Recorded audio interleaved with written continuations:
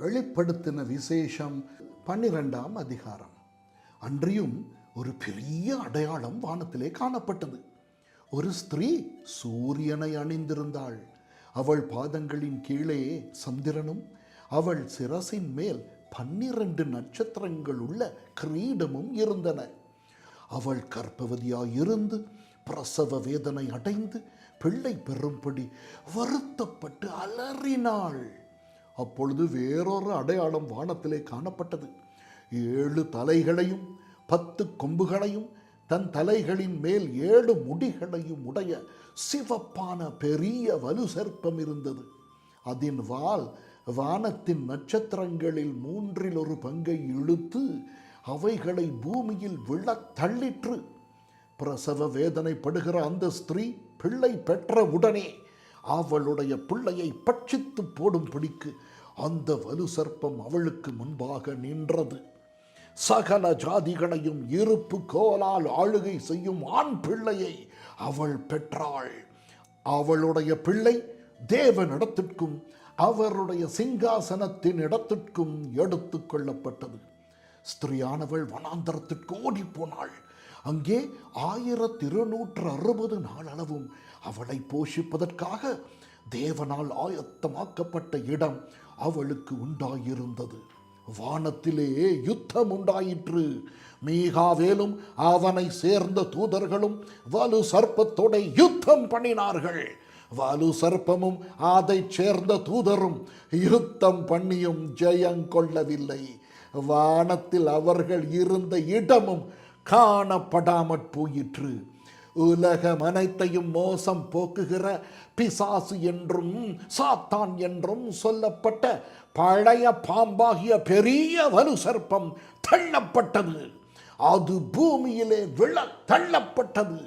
அதனோடே கூட அதை சேர்ந்த தூதரும் தள்ளப்பட்டார்கள்.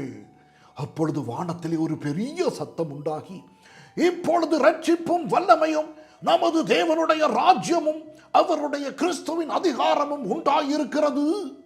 இரவும் பகலும் நம்முடைய தேவனுக்கு முன்பாக நம்முடைய சகோதரர் மேல் குற்றம் சுமத்தும் பொருட்டு அவர்கள் மேல் குற்றம் சாட்டுகிறவன் தாழ தள்ளப்பட்டு போனான். மரணம் நேரிடுகிறதா இருந்தாலும் அதற்கு தப்பும்படி தங்கள் ஜீவனையும் பாராமல் ஆட்டுக்குட்டியின் இரத்தத்தினாலும் தங்கள் சாட்சியின் வசனத்தினாலும் அவனை ஜெயித்தார்கள். ஆகையால் பரலோகங்களே, அவைகளில் வாசமாயிருக்கிறவர்களே, களி கூறுங்கள்.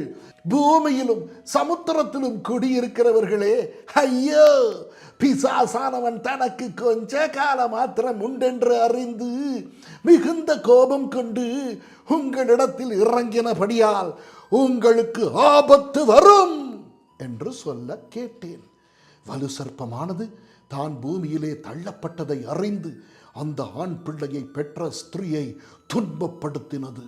ஸ்திரியானவள் அந்த பாம்பின் முகத்துக்கு விலகி ஒரு காலமும் காலங்களும் அரைக்காலமுமாக போஷிக்கப்படத்தக்கதாய் வனாந்தரத்தில் உள்ள தன் இடத்திற்கு பறந்து போகும்படி பெருங்கழுகின் 2 சிறகுகள் அவளுக்கு கொடுக்கப்பட்டது.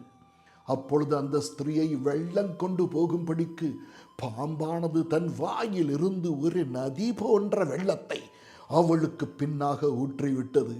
பூமியானது ஸ்திரீக்கு உதவியாக தன் வாயை திறந்து வலு சர்ப்பம் தன் வாயிலிருந்து ஊற்றின வெள்ளத்தை விழுங்கினது.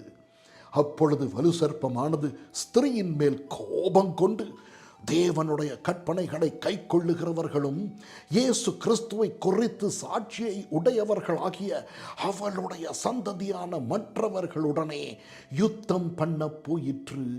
ஆமென்.